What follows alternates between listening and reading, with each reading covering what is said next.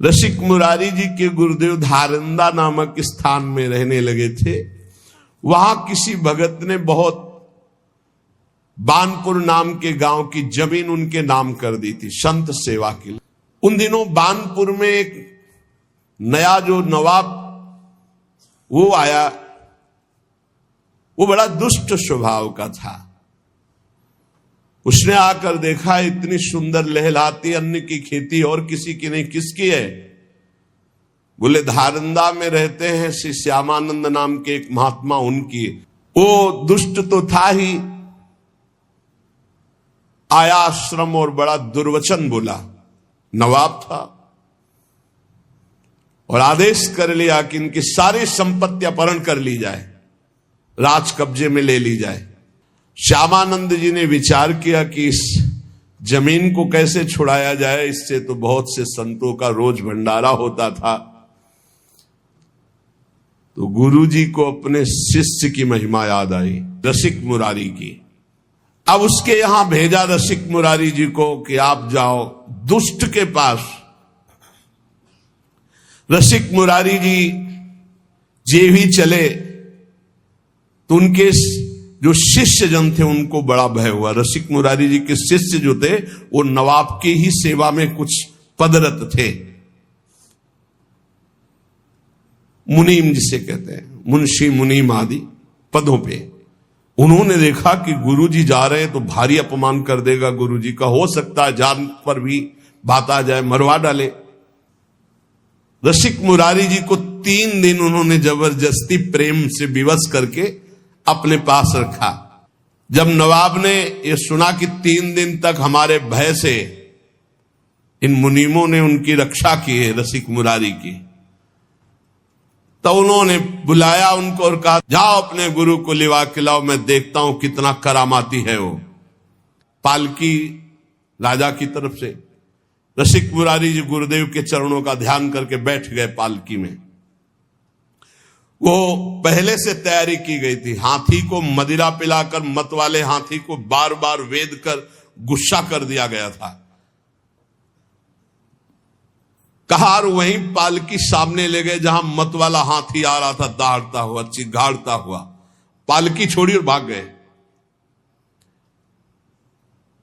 हाथी के सामने कोई टिकना, पर आप बिल्कुल विचलित नहीं हुए। बड़ी चेहरे पर शांति है, कोई भय नहीं, मुस्कुराहट है। हाथी मतवाला चिघाड़ता हुआ आ रहा है, महावत बार बार अंकुश कर रहा है। नजदीक गए, ऐसे हाथ फेर दिया, कृष्ण कृष्ण कृष्ण बोलो, कृष्ण कृष्ण बोलो। और देखो तुम भगवान के अंश हो, तमोगुण स्वभाव धारण करके तुम हाथी योनि में हो।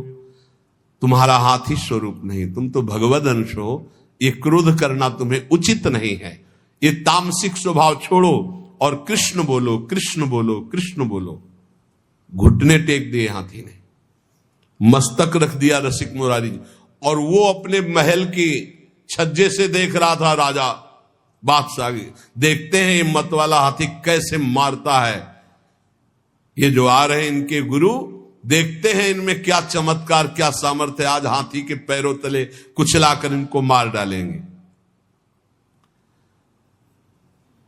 रसिक मुरारी जी ने कहा कृष्ण कृष्ण कहो, कृष्ण कृष्ण कहो। घुटने टेक दिए हाथी ने, मस्तक रख दिया, ये है। और धीरे शब्दों में कहा तुम हाथी नहीं हो, तुम भगवान के अंश हो, भगवान के दास हो। तुम्हें तमोगुणी स्वभाव उचित नहीं है, तुम अपने स्वरूप में आओ। हाथी को उपदेश दिया तो हाथी घुटले टेक दिया। और केवल घुटले ही नहीं, रसिक मुरारी जी के चरणों में सर रख दिया उस मत वाले हाथी ने, और अश्रु प्रवाह करने लगा।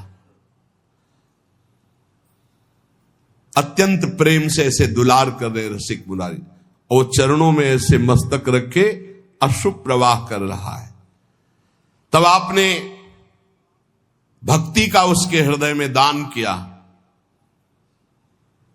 और संतों के पास तुलसी की माला रहती है, तत्काल बड़ी माला जो 108 वाली गले में ऐसे बांधी, मानो शिष्य बना दिया। कान में भगवान नाम दिया, गले में माला बांध दी और कहा सुनो तुम्हारा नाम गोपाल दास है आज से। मतवाले हाथी को चेला बना लिया। अरे जब मतवाले मन को चेला बना लेते संत जल, तो हाथी क्या है? सबसे बड़ा मतवाला हाथी मन है, किसी की कोई भी अंकुश बात नहीं मानता।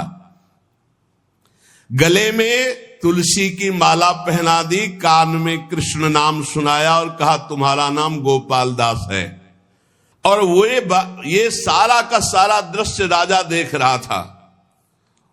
उसे देख करके अब रहा नहीं गया कि ये कोई चमत्कारिक महात्मा है, और कोई जादू तमाशा चमत्कार नहीं था, तो भगवान नाम का बल है। नवाब अब रहा नहीं गया, दौड़ता हुआ आया और श्री चरणों में गिर पड़ा, लिपट गया और कहा मुझे क्षमा कीजिए, मैं संतों का प्रभाव नहीं जानता था, मुझे क्षमा कीजिए। ये संतों के प्रभाव से दुष्टों का भी परिवर्तन हो जाता है। जितनी जमीन जब्त की थी वो तो वापस कर ही रहा हूं, कई गांव की और जो जमीनें हैं राजकीय विभाग के द्वारा अपहरण की, वो भी मैं दे रहा हूं। वो जमीन दी और कई गांव की और जमीन दी, और हाथ जोड़कर बोला कि मेरे बड़े भाग्य उदय हुए, मेरा पुण्य का पाशा पड़ गया, क्योंकि आप जैसे महान संत के दर्शन हुए। रसिक मुरारी जी ने कृपा करके गजराज का नाम गोपाल दास रखा, भक्त गोपाल दास। अब वो गजराज पीछे पीछे जैसे गाय के पीछे बछड़ा चलता है, ऐसे रसिक मुरारी के पीछे पीछे चल पड़ा।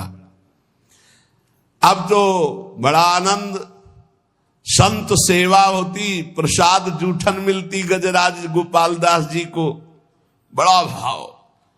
संत समाज जे संतों को देखते ते ही आगे के पैर तोड़कर घुटने के बल होकर प्रणाम करते हैं। वैष्णव है, चेला है रसिक मुरारी जी के, गोपाल दास नाम। जहां किसी संत को देखते बस घुटने टेक देते और माथा रख देते। अब वो बंजारों के यहां बोरे के बोरे चावल दाल आदि लाद कर संतों की जमात में जो लाने होते, तो चलो गोपाल दास सेवा है, संत सेवा, तो बस जितना भी जो कुछ है वो सब लाद करके गोपाल दास के संत सेवा की सामग्री। कैसा जीवन बदल गया, संतों की जूठन पाते हैं और संतों की सेवा में। एक बार सभी बंजारे मिलकर गोपाल दास जी के गुरुदेव श्री रसिक मुरारी के स्थान पर आकर कहा, ये गोपाल दास जी हमारा माल छान जाते हैं, अब लाना एक बोरा है तो एक बोरा वही साफ कर दिया, उठाया और सब पा गए और एक बोरा लाद करके ले आए, तो बोले घाटा तो हमारा हो ही जाता है। गोपाल दास जी का नियम था कि कभी स्थान में कोई विशेष महोत्सव, भोज भंडारा हो, संतों की पंक्ति हो, तो जब सब संत भोजन पाके उठ जाते थे तब आप वहां जाते और चाटते थे संतों का शीत प्रसाद। कितना सौभाग्य हो, भाग्य। रसिक मुरारी जी ने कहा कि देखो तुम वैष्णव हो गए हो, सब तुम्हारे आचरण ठीक है, लेकिन एक आचरण गलत है।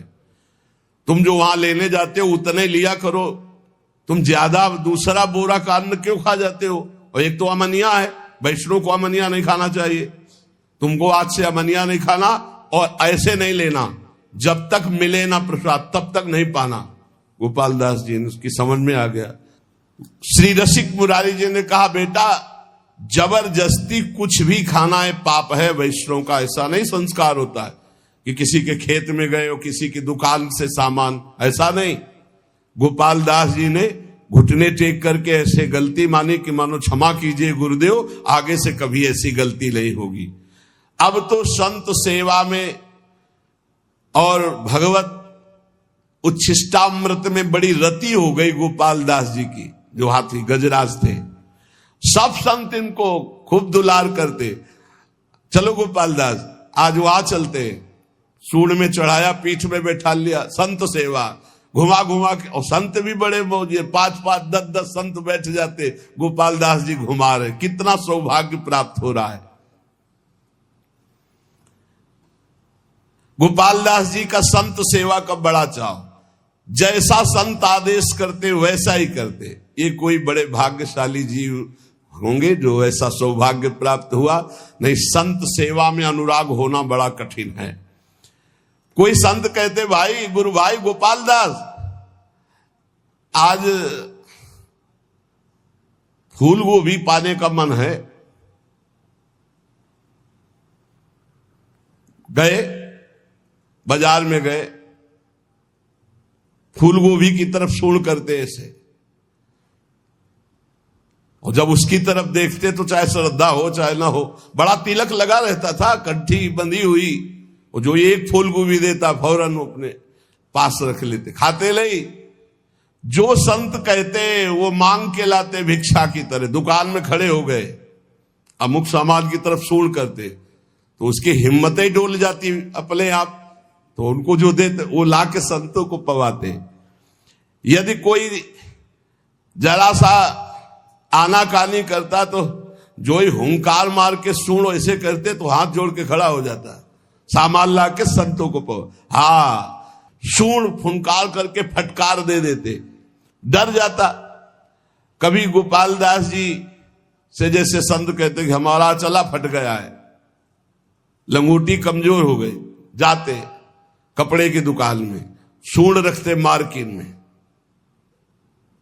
वो बेचारा कितना दें, अब हम कितना आपको दे, सूंड से ऐसे कह के पूरा बंडल उठाते पीठ में रख करके चले। रसिक मुरारी जी हिसाब पहुंचाते थे और गोपाल दास जी माल लाते थे।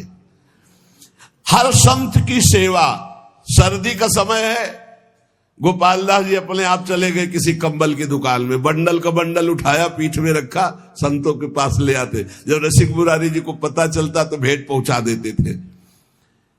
ऐसे कोई संत जो कहता हो, खूब प्रसन्नता से गोपाल दास जी कहते, तो संत भी खूब प्रसाद परोसवाते और थोड़ा पाके सब गोपाल दास जी को पवाते।